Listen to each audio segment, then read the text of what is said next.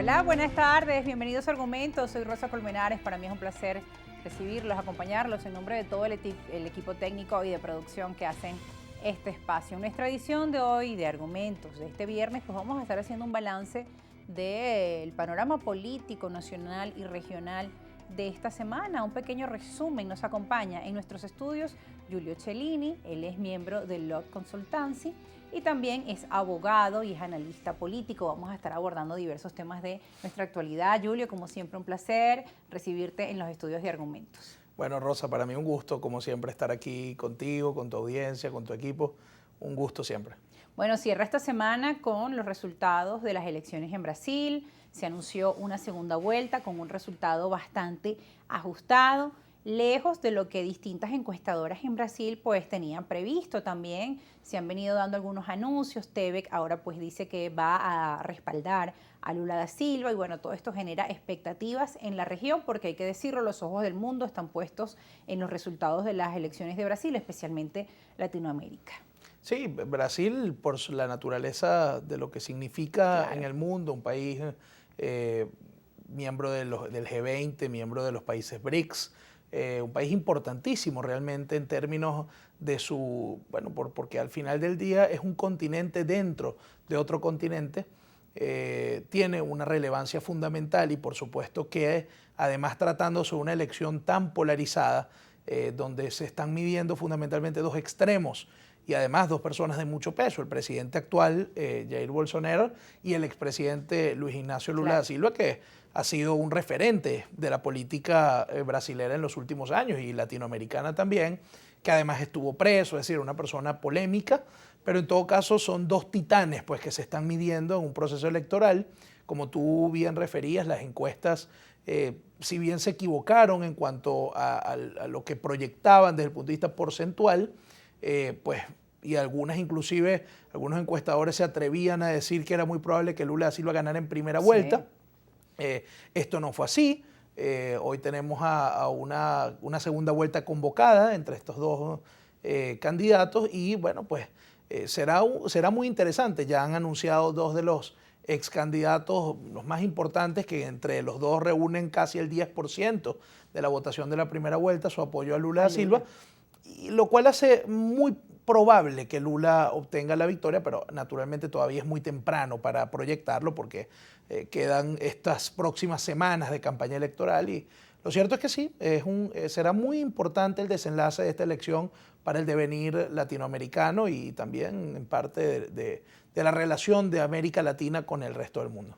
Y sobre todo para Venezuela, un país que ya pues reanudó sus relaciones diplomáticas y comerciales con su país vecino Colombia, las cuales estuvieron detenidas por 7 años por razones políticas. Y bueno, se sigue con mucha expectativa este resultado, como tú lo decías, pues ya con los anuncios que se realizaron durante esta semana de apoyo a Lula da Silva de pues dos ex candidatos. Bueno, el panorama pareciera, no todo está escrito, nada está escrito y menos en procesos electorales. Todos sabemos que a veces las encuestas se caen, los pronósticos se caen, pero sí hay una importante cantidad pues de empresas que realizan estos análisis que proyectan a Lula como ganador. En el caso que esto fuera así, ¿qué significaría para Venezuela? Bueno, mira, naturalmente el reimpulso nuevamente de las relaciones entre Brasil y Venezuela. En el caso de que Lula sea electo, definitivamente se reanudarán las relaciones diplomáticas, consulares y por supuesto comerciales oficialmente.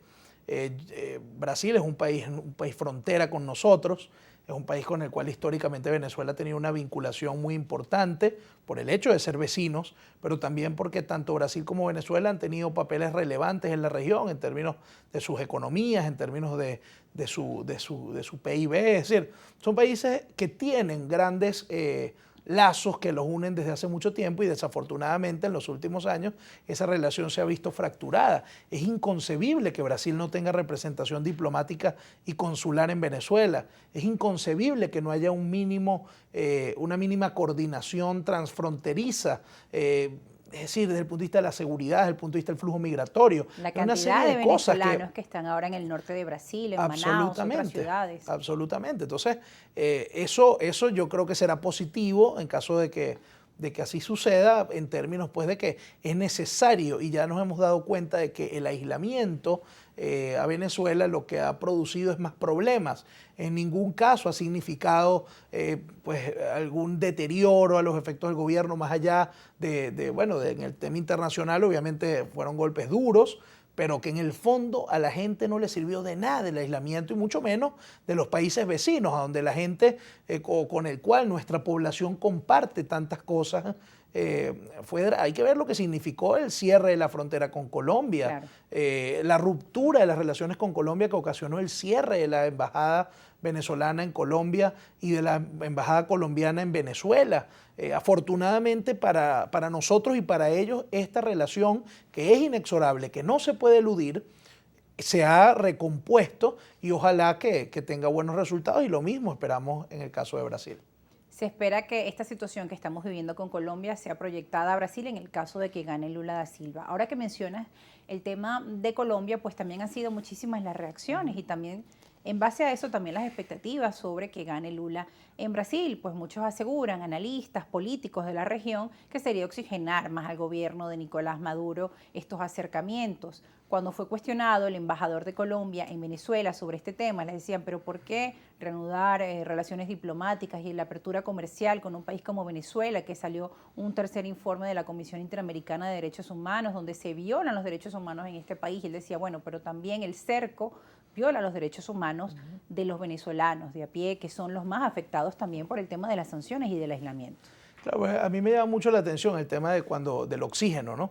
Cuando se habla de que el oxígeno que se le restará al gobierno cuando se producen por parte de la comunidad internacional algunos cercos. Con todo este cerco donde supuestamente se le quitó oxígeno al gobierno, lo que nos dimos cuenta es que el gobierno pareciera ser el único ser vivo que vive sin oxígeno.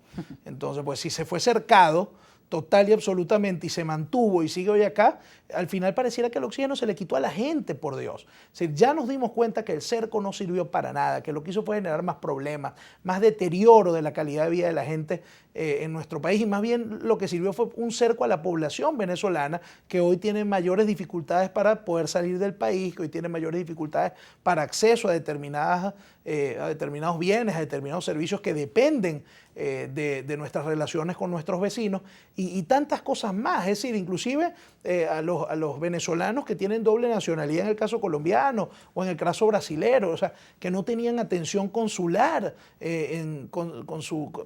para los asuntos vinculados a su segunda nacionalidad. Es decir, el cerco al final no sirve para nada. Por eso digo, mira, pareciera que sí, que el único ser vivo que vive sin oxígeno ha sido el gobierno, porque lo ha logrado. Entonces, ¿para qué continuar con ese esquema, buscando más sanciones, No vale, lo que tenemos es que buscar, naturalmente, dentro del país, ponernos de acuerdo para ver cómo nosotros mismos resolvemos nuestros asuntos, sin la necesidad de intervención extranjera. Por supuesto, se agradece el apoyo que han dado muchos países en el orden de los derechos humanos, de los pronunciamientos que se han hecho cuando el hilo constitucional ha sido roto en nuestro país. Estamos conscientes de esa situación, pero el cerco al final no es la mejor respuesta, porque ya nos damos cuenta que lo que produce son más problemas y lejos de hacer que el gobierno rectifique, lo que ocasiona es que se cohesione y que más bien tenga actitudes más rudas, más fuertes, más crudas, que al final pues padece la población venezolana. Ahora, también hay otra visión sobre esto. Algunos analistas también estiman que Estados Unidos pues vería en el gobierno de Gustavo Petro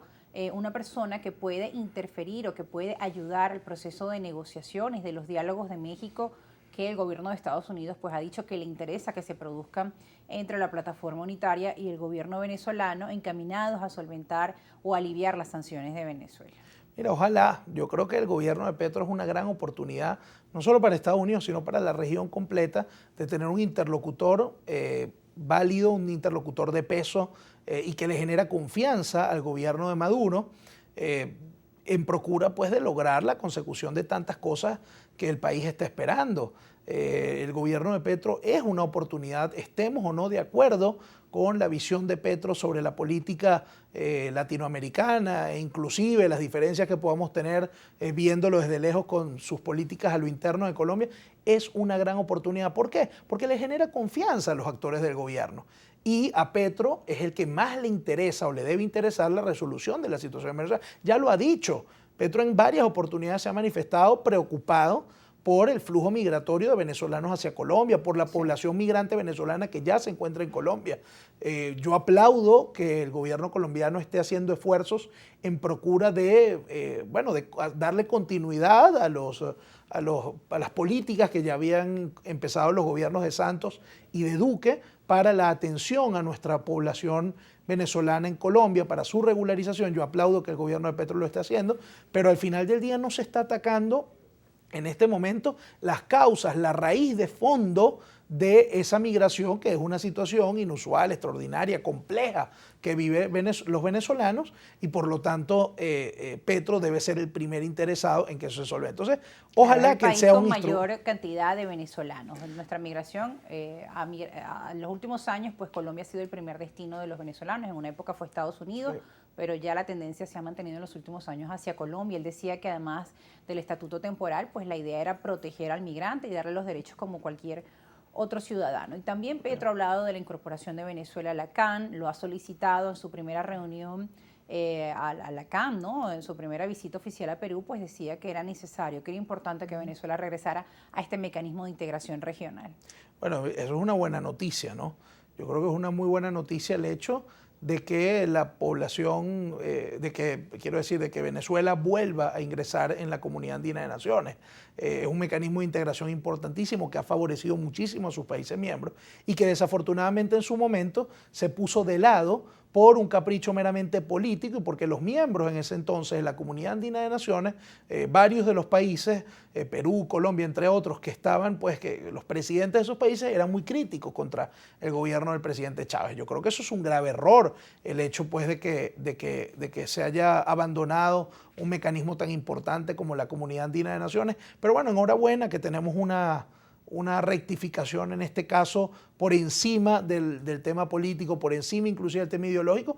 Vamos a ver ahora cuáles serán los procedimientos que han de seguirse y en qué tiempo pues, se irá a materializar esta nueva este nuevo ingreso de Venezuela a la comunidad. Ya conocemos en la historia que no ha hecho bien pues que las relaciones políticas o las diferencias políticas pues signifiquen una interrupción en las relaciones comerciales con otros países. Nosotros nos vamos a una pausa, vamos a seguir conversando con Giulio Cellini al regreso. No se aparten, recuerden nuestras cuentas en redes sociales para que nos hagan llegar sus comentarios. Esto es Argumentos y estamos haciendo una revisión de los temas más trascendentales de esta semana. Hoy viernes por la señal de Globovisión. Ya volvemos.